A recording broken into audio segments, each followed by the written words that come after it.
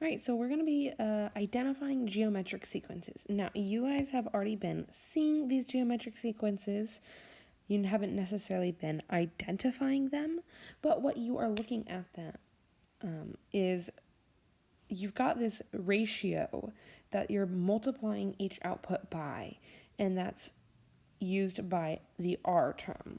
So if I said your multiplier or the constant growth, and it's being multiplied each time, that's the key thing, it's multiplied, that's what we're going to use R for.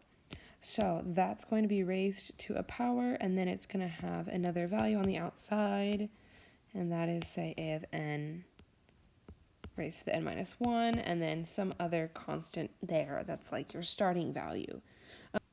This is similar and the same form of setup as your exponential functions, where it's y equals ab to the x. A is your starting value, b is your common ratio, growth rate, multiplier, all of the above, and it's raised to the x that you plug in, and you do all that and you get the y.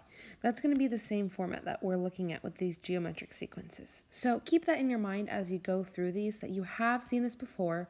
We're just making that connection into sequences, and that calls for the change of variables that we're working with. So you're not seeing y, a, b, and x. You're looking at a of n, and then you've got a of 1, r to the n. So just keep that in mind as you get through this lesson. You have seen this before. This is not exactly brand new.